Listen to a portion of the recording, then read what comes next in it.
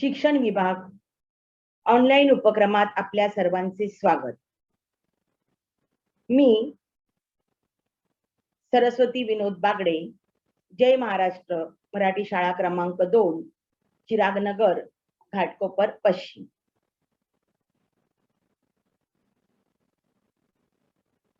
October 2021.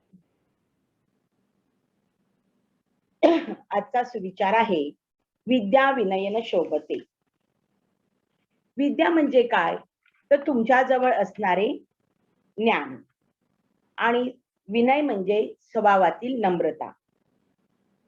विनम्रपणा म्हणजे ज्या माणसामध्ये नम्रपणा असेल त्यालाच विद्या शोभते.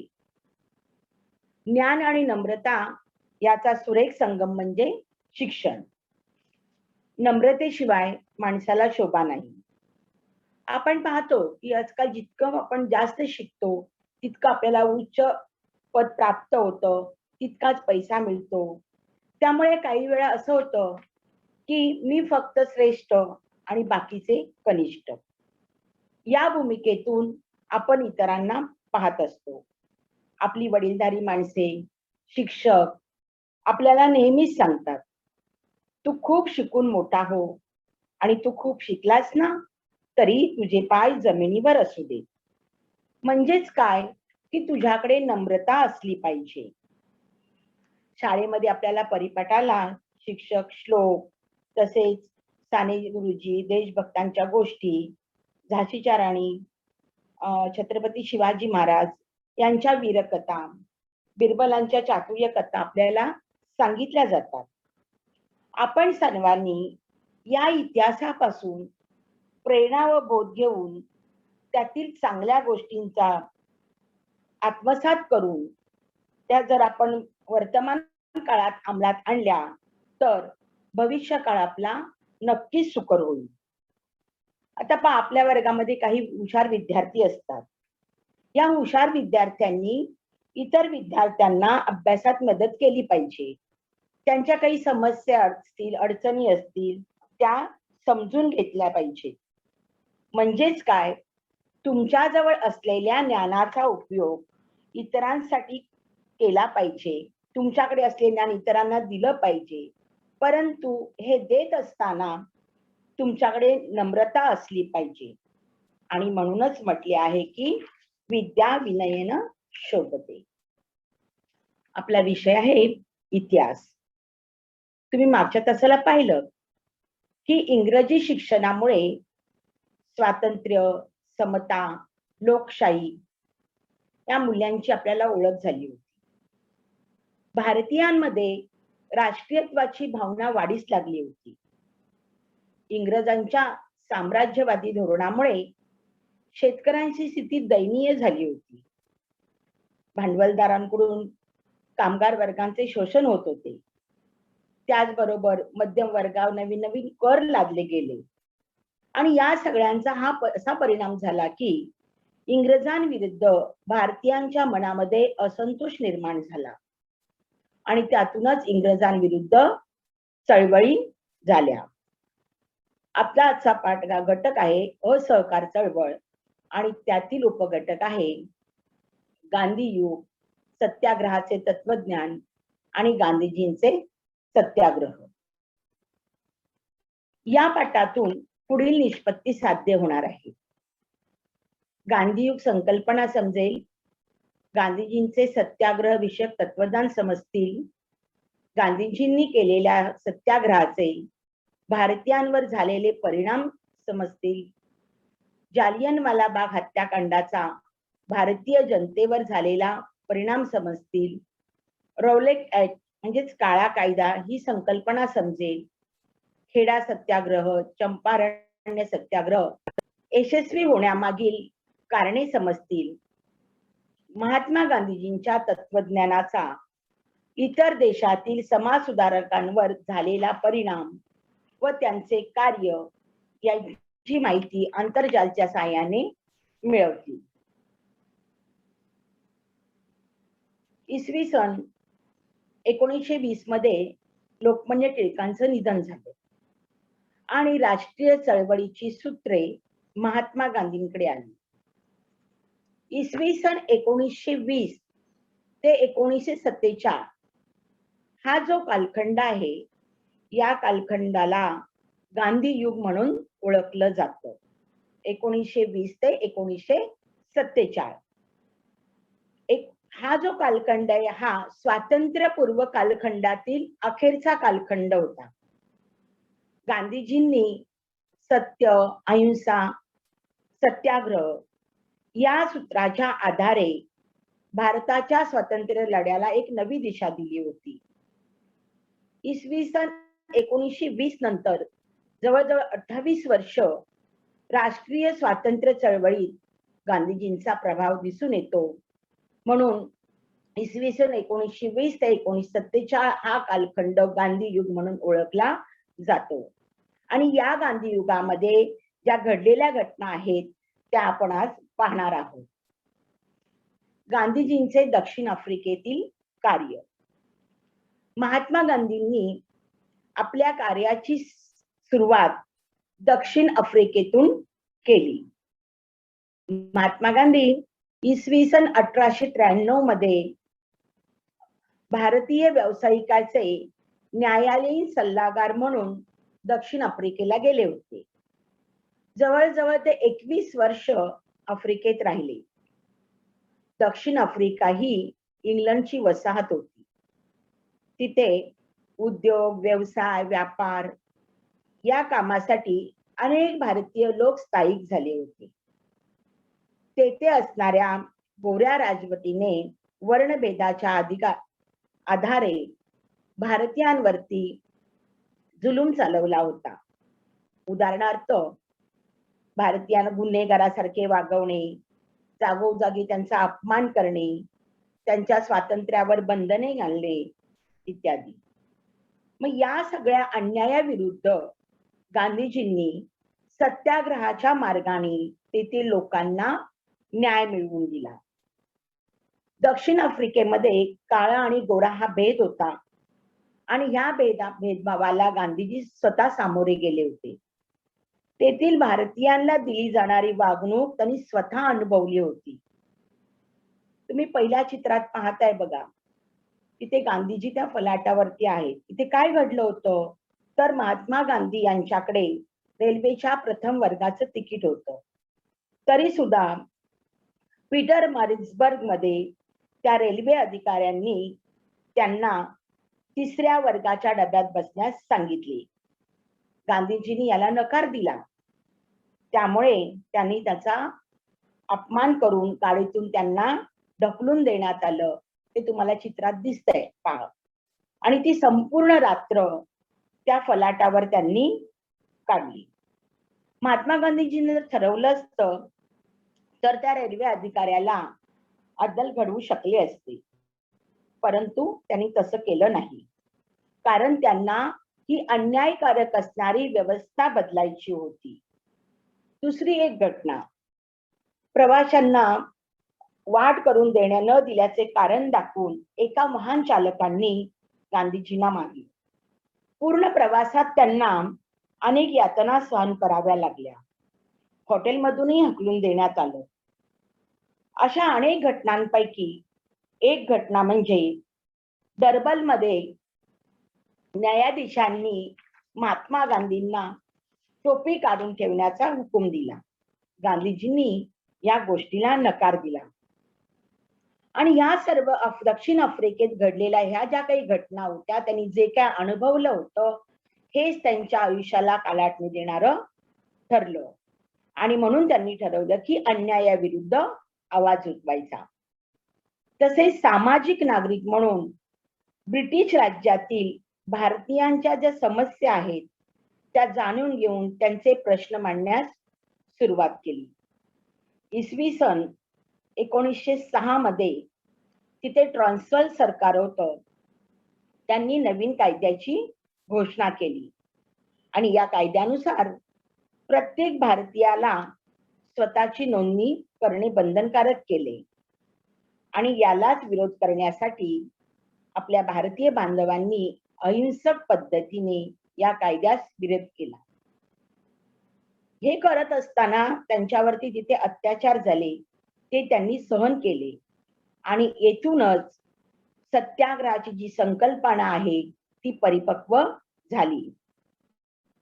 अन्यायाविरुद्ध सत्याग्रहाच्या मार्गाने न्याय मिळवून दिला. दक्षिण आफ्रिकेमध्ये जे भारतीय होते त्या सर्व भारतीयांना महात्मा गांधींनी एकत्र आणण्याचा प्रयत्न केला आणि त्या ठिकाणी नाताळ भारतीय काँग्रेस नावाचा एक पक्ष त्यांनी स्थापन केला आणि भारतीय नागरिकांना राजकीय व सामाजिक हक्कासाठी संघर्ष करण्याची प्रेरणा तिथून मिळाली आणि महात्मा गांधींनी भारतात येण्यापूर्वी जे त्यांचं जे कार्य होतं त्या कार्याची सुरुवात दक्षिण आफ्रिकेतून झाली. गांधीजींचे भारतात आगमन. आफ्रिकेतील ब्रिटिश शासन व गांधीजी यांच्यामध्ये तडजोड करण्यासाठी सन 1912 मध्ये नामदार गोपाळ कृष्ण गोखले आफ्रिकेला गेले होते. त्यावेळी त्यांनी प्रत्यक्ष सत्याग्रहाचा अनुभव त्यांनी त्या ठिकाणी घेतलेला होता. जगातील कोणत्याही शक्तीपुढे न झुकणारे हे इंग्रज सरकार गांधीजींच्या सत्याग्रहापुढे हतबल झाले होते आणि या भेटीत गोखल्यांनी गांधीजींना स्वातंत्र्याच्या लढ्याकरता भारतात येण्याची विनंती केली आणि त्यामुळे 9 जानेवारी 1915 मध्ये गांधीजी दक्षिण आफ्रिकेतून भारतामध्ये आले. महात्मा गांधींनी गोपाळ कृष्ण गोखले यांना आपले राजकीय गुरु मानले होते. गोखल्यांच्या विनंतीवरून महात्मा गांधी भारतामध्ये आले तेव्हा त्यांना एक राष्ट्रवादी नेता, संयोजक, संघटक म्हणून आंतरराष्ट्रीय स्तरावर त्यांचं नावलौकिक झालेलं होतं. गोखले यांच्या सल्ल्यानुसार महात्मा गांधींनी देशभर दौरा केला. त्या करत असताना तेथील परिस्थिती पाहिली त्यांनी. सामान्य लोकांचे दुःख, दारिद्र्य पाहून ते दुःखी झाले. म्हणून त्यांनी राष्ट्रीय सेवेचे व्रत हाती घेतले. देशाच्या विविध भागातील राजकीय, सामाजिक, आर्थिक परिस्थिती त्यांनी समजून घेतली आणि त्यानंतर अहमदाबाद जवळील साबरमती आश्रमात ते राहू लागले आणि सर्वसामान्य जनतेला न्याय मिळवून देण्यासाठी त्यांनी सत्याग्रहाचे तंत्र अवलंबले. आता हे सत्याग्रहाचं तत्वज्ञान म्हणजे काय? तर सत्याग्रह म्हणजे अन्यायाविरुद्ध शांततेने आणि दृढ निश्चयाद्वारे प्रतिकार करण्याचा मार्ग. अहिंसक मार्ग म्हणजे सत्याग्रह आणि सत्याग्रह म्हणजे न्यायाचा, सत्याचा आग्रह धरणे. सत्याग्रह करणाऱ्या व्यक्तीने हिंसा करायची नाही, असत्याचा वापर करायचा नाही. गांधीजींनी असहकार आणि अहिंसा या तत्वावर आधारित सत्याग्रहाचा उपयोग केला. गांधीजींनी प्रथम दक्षिण आफ्रिकेतील भारतीयांना नागरी हक्क मिळवण्यात देण्यासाठी सत्याग्रहाचा अवलंब केला होता. आता या सत्याग्रहाचं उद्दिष्ट अन्याय करणाऱ्या व्यक्तीला संयमाने, अहिंसाच्या मार्गाने सत्य व न्यायाची जाणीव करून देणे आणि त्या व्यक्तीचं मतपरिवर्तन करणे. गांधीजींनी सत्य आणि अहिंसा या तत्वाचा पुरस्कार केला त्यानुसार ते वागले आणि इतरांनी तसं करावं असं त्यांनी सुचवलं. सत्य आणि अहिंसा या मार्गाने स्वातंत्र्य लढ्याची चळवळ उभारून देशाला स्वातंत्र्य मिळवून दिले. त्यांच्या या सत्याग्रहाच्या मार्गाचा प्रभाव भारतात नाही तर जगातील अनेक देशांमध्ये उमटला होता. जगातील अनेक देशामध्ये जनतेने अन्यायाचा प्रतिकार करण्यासाठी त्यांच्या सत्याग्रहाचा मार्ग स्वीकारला. उदाहरणार्थ, अमेरिकेतील कृष्णवर्णियांसाठी झगडणारे मार्टिन लुथर किंग यांच्यावरही सत्याग्रहाचा प्रभाव होता. तसंच दक्षिण आफ्रिकेचे नेल्सन मंडेला यांच्यावरही सत्याग्रहाच्या मार्गाचा प्रभाव पडलेला होता.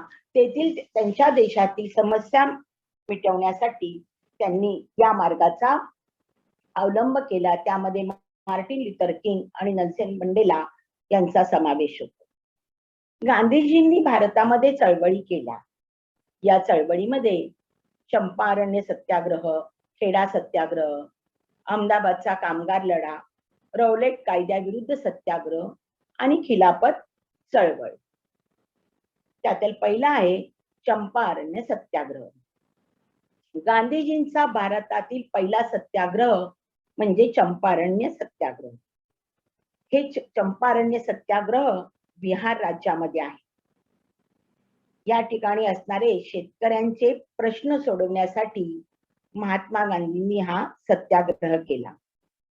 या सत्याग्रहापासूनच महात्मा गांधींच्या सत्याग्रह या तत्वज्ञान विचार प्रणालीची भारतीयांना ओळख झाली.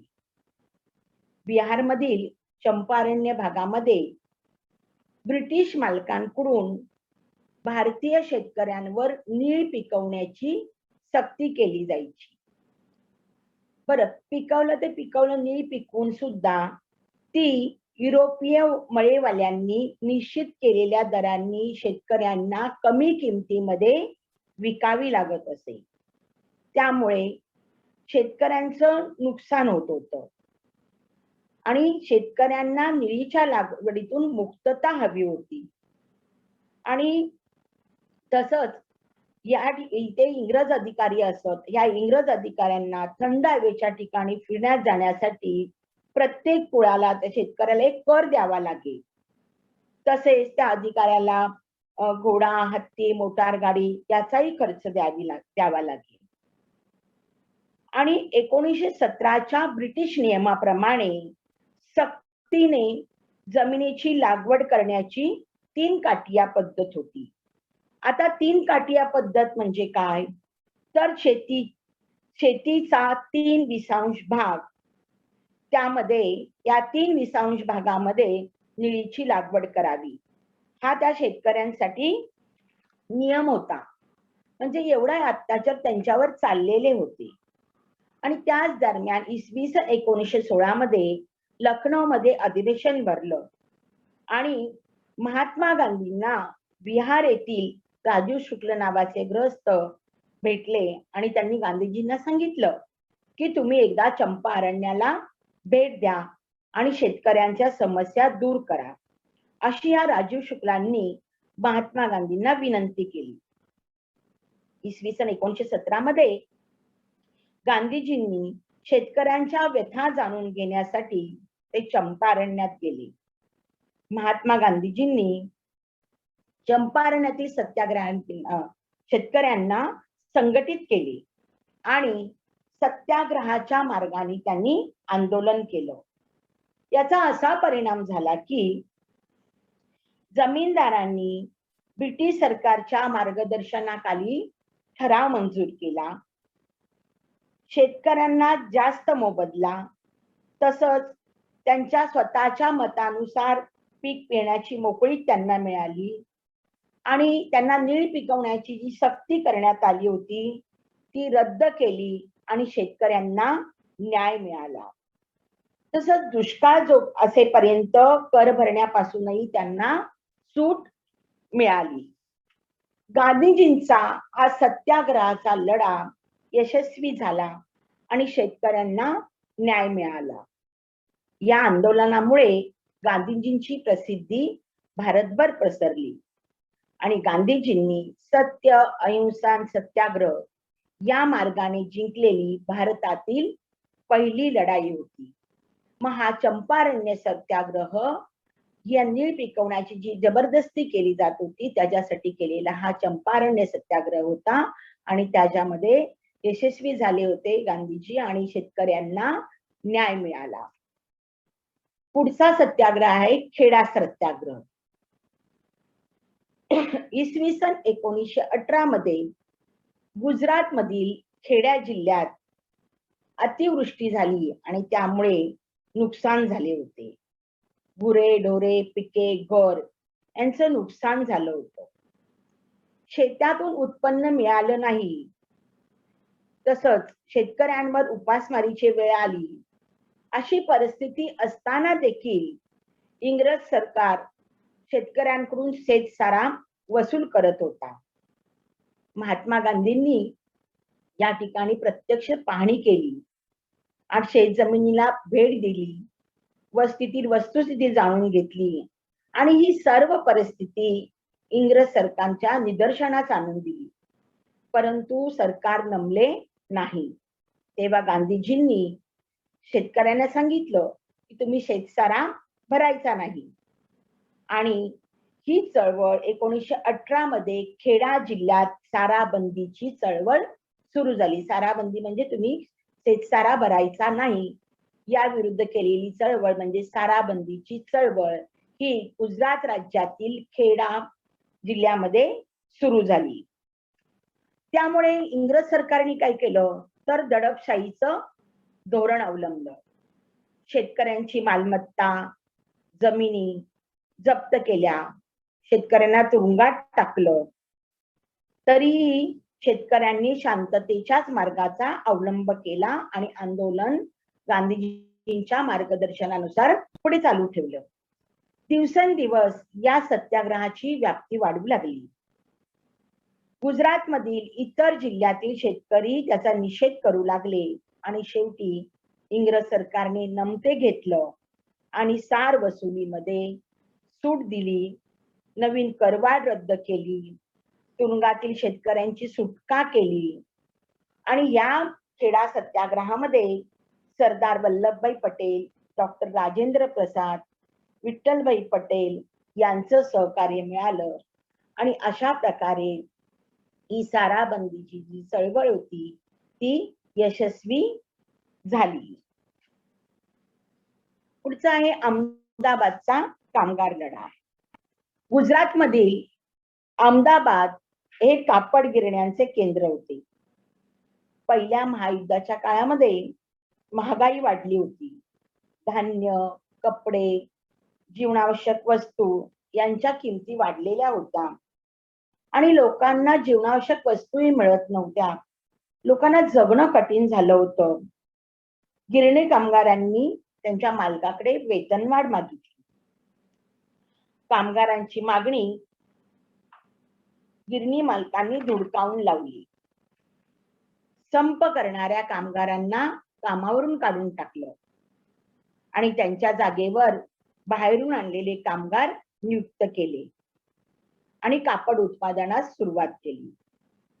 गिरणी मालकांच्या या कृतीमुळे मालक आणि कामगार यांचे संबंध तणावपूर्ण झाले. कापड उद्योगातील परिस्थिती, युद्ध काळात वाढलेली महागाई लक्षात घेऊन गिरणी मालकांनी 35% पगारवाढ करावा आणि हा प्रश्न सोडवावा अशी सूचना महात्मा गांधी यांनी केली. परंतु या गोष्टीला गिरणी मालक तयार नव्हते. कामगारांचं मनोधैर्य खचू लागलं आणि हे गांधीजींच्या लक्षात आलं आणि म्हणून त्यांनी राजकीय जीवनातील पहिल्या प्रांतिक उपोषणास प्रारंभ केला. गांधीजींच्या सल्ल्यानुसार कामगार या उपोषणामध्ये सहभागी झाले आणि शेवटी उपोषणाच्या 3ऱ्या दिवशी गिरणी मालकांच्या अध्यक्षांनी गांधीजींची भेट घेतली, त्यांच्याशी चर्चा केली आणि गिरणी मालकांनी माघार घेतली आणि 35% वेतनवाढ देण्याचं मान्य केलं. आता या अहमदाबाद उपोषणाचा परिणाम असा झाला की कामगारांना पगारामध्ये 35% वेतनवाढ मिळाली. अहिंसा व सत्याग्रहाचा अवलंब करताना नैराश्य आले तरी कामगारांनी हिंसक मार्गाचा अवलंब केला नाही. हे जन आंदोलन होते, ते कामगारांसाठी होते आणि त्यामधूनच गांधीजींची पुढील काळासाठी कामगार विषयक दृष्टिकोनाची जडणघडण होत गेली. रौलट कायद्याविरुद्ध सत्याग्रह. पहिले महायुद्ध इसवी सन 1918 मध्ये संपले. या युद्धाच्या वेळी ब्रिटिश अडचणीत असल्याने त्यांना सर्व प्रकारची मदत करावी अशी भूमिका लोकमान्य टिळकांची होती आणि महात्मा गांधींचेही हेच मत होते. आपण जर इंग्रज सरकारला अडचणीच्या काळात मदत केली तर आपल्याला काही सोयी सवलती मिळतील आणि मुख्य म्हणजे भारतीय स्वातंत्र्य लढ्याची वाट सुकर होईल असे नेत्यांना वाटत होते. म्हणून 15 लाख भारतीय जवान लष्करामध्ये दाखल झाले. तसेच मोठ्या प्रमाणावरती आर्थिक मदत इंग्लंडला पाठवली. पहिल्या महायुद्धात इंग्लंड व मित्र राष्ट्राचा विजय झाला.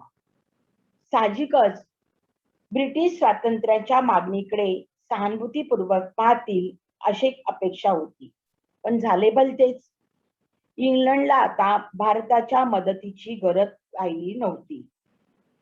भारतातील जनतेत वस्तूच्या वाढलेल्या किमती, वाढलेले कर, तसंच आर्थिक राजकीय कारण यामुळे ब्रिटिश शासनाविरुद्ध असंतोष वाढत होता.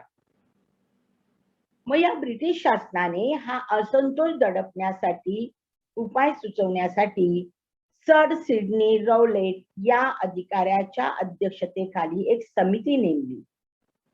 या समितीच्या शिफारसीनुसार 17 मार्च 1919 मध्ये केंद्रीय कायदे मंडळातील भारतीय सभासदांनी केलेल्या विरोधाला न जुमानता नवीन कायदा केला आणि यालाच रौलेट कायदा असं म्हणतात.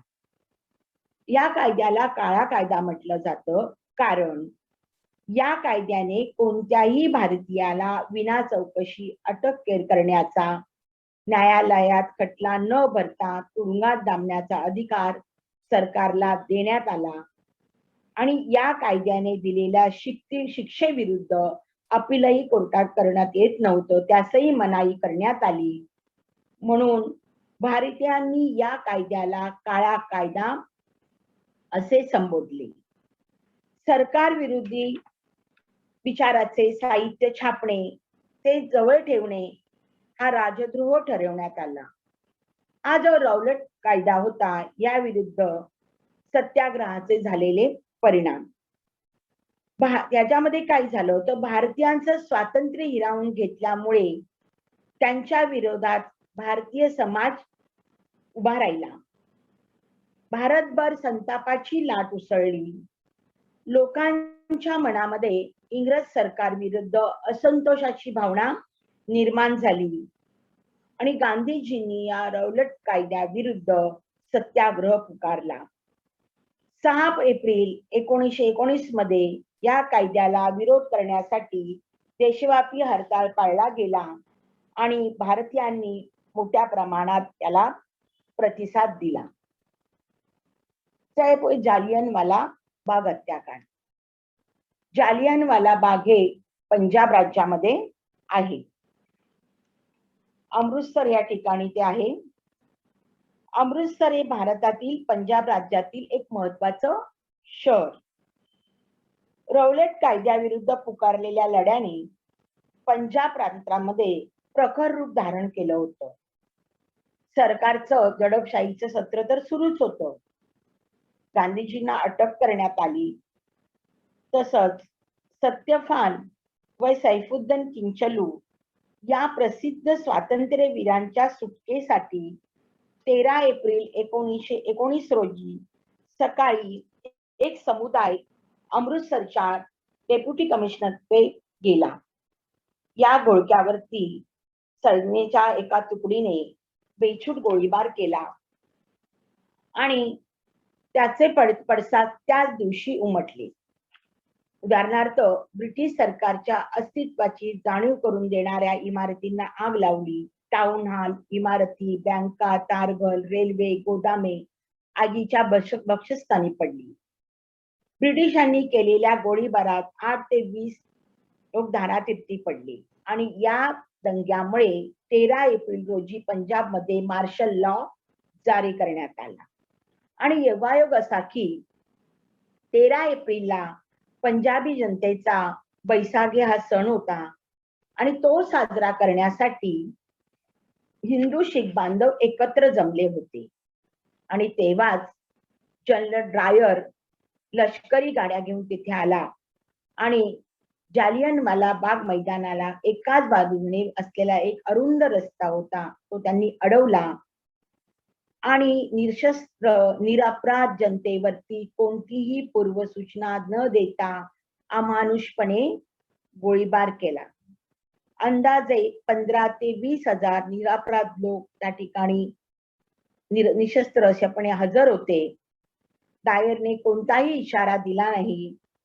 सभा बेकायदा असल्याचंही त्यांनी घोषित केलं नाही किंवा लोकांना तुम्ही शांतपणे निघून जा अशी सूचनाही दिली नाही आणि थेट त्यांच्यावर गोळीबार करण्याचे आदेश त्यांनी दिले आणि त्यामुळे गोळीबार केला गेला. मैदानामध्ये गोंधळ उडाला. हा हल्ला अनपेक्षित होता. जीवाच्या भीतीने लोक धावत सुटले, पण जाणार कुठे? त्या मैदानाच्या चारी बाजूनी तटबंदी होती आणि एक छोटासा अरुंद असा मार्ग होता, तिथूनच हा गोळीबार केला गेला होता. या ठिकाणी असंख्य लोक मृत्युमुखी पडले, काही जाईबंदी झाली, काहींनी विहिरीमध्ये उड्या मारल्या. त्यामुळे लोकांना अपंगत्व आले. निरपराध व निशस्त्र जमावावरती 1600 गोळ्यांची बरसात या जनरल डायर यांनी केली. सतत 10 मिनिटे गोळीबार सुरू होता आणि दारुगोळा संपल्यामुळे गोळीबार थांबवला गेला आणि या हत्याकांडामध्ये 400 स्त्री पुरुष मारले गेले, असंख्य लोक जखमी झाले आणि या गोळीबारानंतर संचारबंदी पुकारल्यामुळे जखमींवर ताबडतोब उपचार होऊ शकले नाहीत. संपूर्ण पंजाबामध्ये लष्करी कायदा लागू करण्यात आला आणि सरकारने अनेकांना तुरुंगात डांबले. जालियनवाला बाग हत्याकांडाचे परिणाम. त्याचे परिणाम काय झाले तर ब्रिटिश सरकारचा जो करा चेहरा आहे तो भारतीयांच्या समोर आला.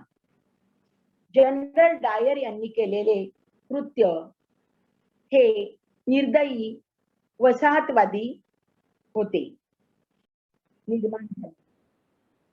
देशभरातील लक्षावधी लोकांना या व्यवस्थेच्या विरोधात शांततेपूर्णपणे उभे राहण्याची प्रेरणा दिली आणि जालियनवाला बागेच्या हत्याकांडापासूनच स्वातंत्र्य चळवळीला गती मिळाली. देशभरातील लाखो लोक उत्स्फूर्तपणे सामील झाले. ब्रिटिश साम्राज्या अंतर्गत मर्यादित स्वातंत्र्य नको, पूर्ण स्वातंत्र्य हवे ही गांधीजींची धारणा पक्की झाली. देशभरामध्ये या हत्याकांडाचा निषेध केला गेला. रवींद्रनाथ टागोर यांनी ब्रिटिश सरकारने दिलेला असह्य किताबाचा त्यांनी त्याग केला. हत्याकांडाच्या चौकशीची मागणी केली आणि या प्रकरणाचा तपास करण्यासाठी ब्रिटिश सरकारने हंटर कमिशनची स्थापना केली. खिलाफत चळवळ. खिलाफत चळवळ म्हणजे खलिफांची राजकीय जी धार्मिक सत्ता संपूर्ण जगामध्ये इस्लाम जगतात तुर्कस्तानचा खलिफा हा इस्लाम धर्माचा प्रमुख मानला जातो. पहिल्या महायुद्धात तुर्कस्तानने इंग्लंडच्या विरोधात जर्मनीच्या बाजूने भाग घेतला. त्यामुळे भारतीय मुस्लिमांच्या मनात खलिफाची निष्ठा आणि ब्रिटिश सरकारची निष्ठा अशी द्विधा मनस्थिती निर्माण झाली.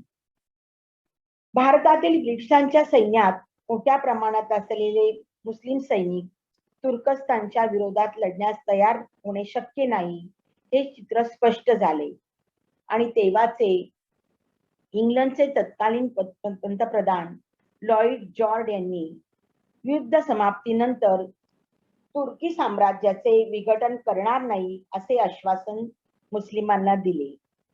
मात्र महायुद्धाच्या समाप्तीनंतर हे आश्वासन पाळले नाही. त्यामुळे तुर्कस्तानच्या खलिफाच्या स्थानात आणि प्रतिष्ठेला धक्का बसला. त्यामुळे मुस्लिम समाजामध्ये संतापाची लाट उसळली. खलिफाला पाठिंबा देण्यासाठी भारतीय मुस्लिम समाजाने जी चळवळ सुरू केली तिला खिलाफत चळवळ असं म्हणतात. हिंदू मुस्लिम ऐक्यावर आधारित ही राष्ट्रीय चळवळ होती. ही चळवळ केल्यामुळे इंग्रज सरकार निश्चित वठणीवर येईल असं गांधीजींना वाटू लागलं आणि त्यामुळे गांधीजींनी या खिलाफत चळवळीला पाठिंबा दिला. खिलाफत चळवळीचे परिणाम. महात्मा गांधींनी हिंदू मुस्लिम ऐक्य निर्माण करण्याचा आणि असहकार चळवळीला मुसलमानांचा पाठिंबा मिळवण्याचा प्रयत्न केला. 24 नोव्हेंबर 1919 रोजी महात्मा गांधींच्या अध्यक्षतेखाली दिल्ली येथे अखिल भारतीय खिलाफत कॉन्फरन्स भरवण्यात आली. हिंदूंनी खिलाफत चळवळीला तन मन धनाने मदत करावी हे आव्हान गांधीजींनी केले.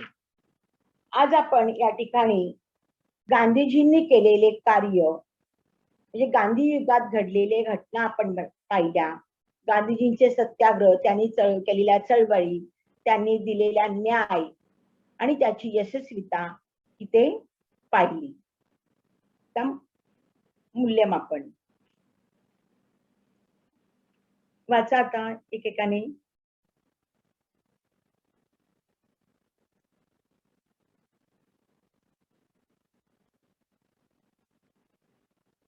कोण वाचणार?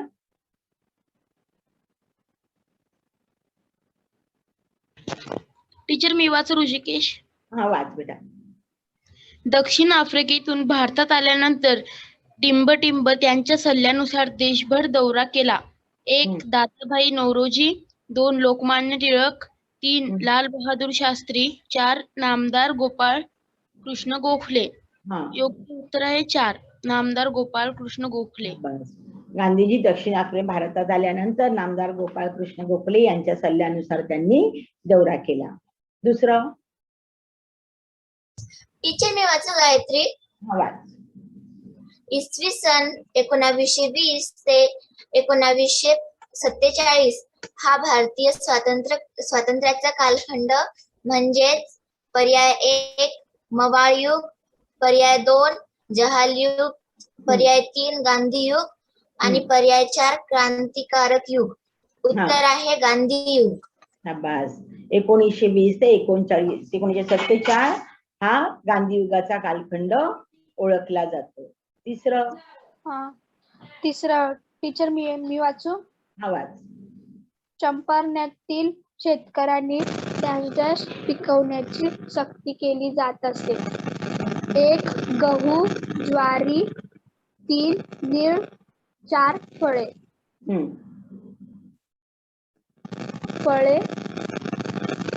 काय पिकवण्याची सक्ती केली जायची त्यांना? चंपारण्यातील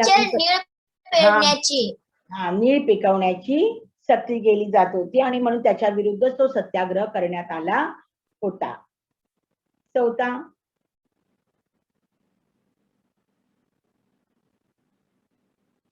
टीचर मी वाचू. हा वाच. जालियनवाला बाग हत्याकांडाचा निषेध म्हणून सर या किताबाचा त्याग केला. 1 लोकमान्य टिळक, 2 रवींद्रनाथ टागोर, 3 महात्मा गांधी, 4 सरदार वल्लभभाई पटेल. योग्य उत्तर आहे रवींद्रनाथ टागोर. जालियनवाला बाग हत्याकांडाचा निषेध म्हणून त्यांना दिलेला सर या किताबाचा त्यांनी रवींद्रनाथ टागोर यांनी त्याग केला. पुढचं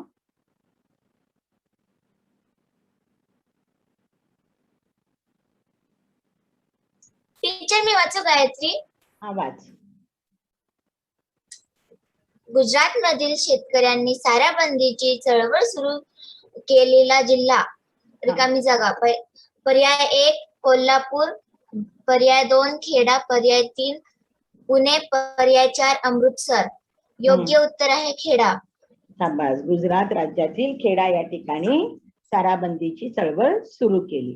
6वं. टीचर मी वाचू नये हा. हा वाच नेहा. जलियानवाला बाग या टिंबटिंब राज्यात आहे. हा. पर्याय 1 महाराष्ट्र, पर्याय 2 बिहार, पर्याय 3 गुजरात, पर्याय 4 पंजाब. टीचर योग्य उत्तर आहे पर्याय 4 पंजाब. ओके, शाबास. छान. आता गृहपाठ बघा. प्रश्न पहिला, थोडक्यात उत्तरे लिहा. भारतात खिलाफत चळवळ सुरू करण्यात आली. सत्याग्रहाचे तत्वज्ञान स्पष्ट करा. इस्रायल सरकारने हंटर कमिशनची नियुक्ती का केली? टिपा लिहा. चंपारण्य सत्याग्रह, गांधीजींचे दक्षिण आफ्रिकेतील कार्य आणि खेडा सत्याग्रह. प्रश्न तिसरा आहे, ते उपक्रम आहे. मार्टिन लुथर किंग व नेल्सन मंडेला यांची माहिती तुम्ही आंतरजालच्या साहाय्याने लिहा व त्याचा संग्रह करा.